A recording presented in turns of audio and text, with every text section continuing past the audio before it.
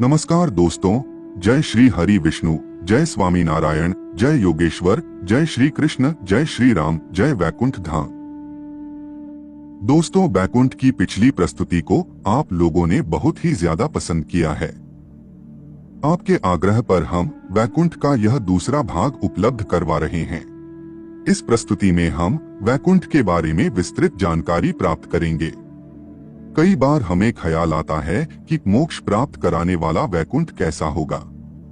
क्या वहां शरीर के साथ पहुंचा जा सकता है या फिर हमारी आत्मा ही वहां जा सकती है? हमारे मन में यह भी सवाल उठते हैं कि वैकुंठ का क्या मतलब होता है और मोक्ष क्या है, और क्या मोक्ष के भी अलग अलग प्रकार होते हैं? और यह सभी सवालों के जवाब हमें हरिवंश पुराण, भागवत पुराण, विष्णु पुराण और ब्रह्म वैवर्त पुराण से प्राप्त होते हैं। और आज की प्रस्तुति में हम इन पुराणों के आधार पर वैकुंठ की जानकारी प्राप्त करेंगे।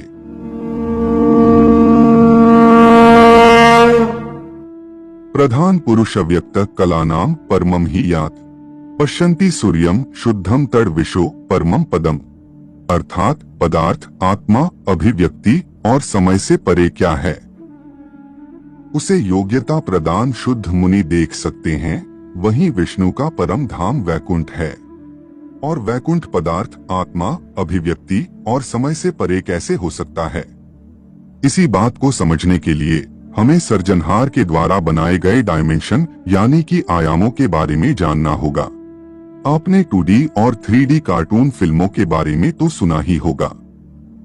हमारा भौतिक जगत भी इस 3D यानी त्रिआयामी थर्ड डायमेंशन से व्याप्त है और चौथा आयाम है समय। और समय को मिलाकर हम 4 डायमेंशन से बंधे हुए हैं। पहला आयाम है लंबाई, दूसरा आयाम है चौड़ाई, तीसरा आयाम है गहराई और चौथा आयाम है समय।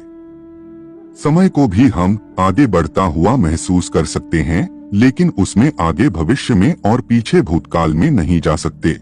और यही हमारी इस जगत में मर्यादा है। हमारे वेदों में ऐसे 64 आयाम बताए गए हैं। इन 64 आयामों में से 10 आयामों को मुख्य माना गया है।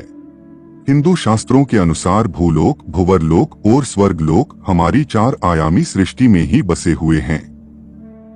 5वें आयाम को ब्रह्मा आयाम कहा गया है। इसी आयाम में ब्रह्मा निवास करते हैं। यहाँ का समय अलग है। हिंदू धर्म में काल अर्थात समय की धारणा बहुत ही वैज्ञानिक है। एक त्रिश्रेणु से लेकर एक क्षण तक, एक क्षण से लेकर दंड तक, दंड से लेकर मुहूर्त और मुहूर्त से लेकर प्रहर, प्रहर से लेकर दिवस तक, दिवस से लेकर पक्ष, 2 पक्ष का 1 माह, 2 माह की 1 ऋतु, 6 माह का 1 अयन, 2 अयन का 1 वर्ष, 1 वर्ष का देवताओं का 1 दिन, देवताओं के 12,000 वर्ष का 1 महायुग, 71 महायुग का 1 मनवंतर, 14 मनवंतर का 1 कल्प, 1 कल्प अर्थात ब्रह्मा का 1 दिन, और ब्रह्मा के दिन जितनी ही ब्रह्मा की रात्रि, और ब्रह्मा के 1 दिन और 1 रात्रि को मिलाकर बनता है 1 अहोरात्र। इसी तरह महाविष्णु और शिव के समय की कल्पना करना भी मुश्किल है। इसके बाद आगे 6ठे आयाम में महाविष्णु निवास करते हैं।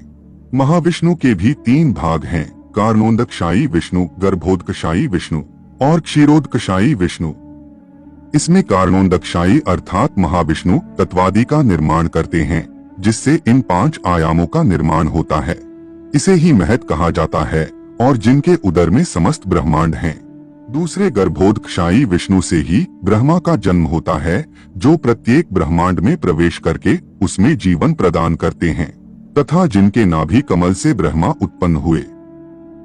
उसके बाद तीसरे हैं क्षीरोदकशायी विष्णु, जो हमारी सृष्टि के हर तत्व और परमाणु में व्याप्त हैं, जो परमात्मा रूप में प्रत्येक जीव के हृदय तथा सृष्टि के प्रत्येक अणु में उपस्थित होकर सृष्टि का पालन करते हैं। इसके बाद नंबर आता है 7वें आयाम का, जिसे सत्य आयाम या ब्रह्मा ज्योति कहते हैं।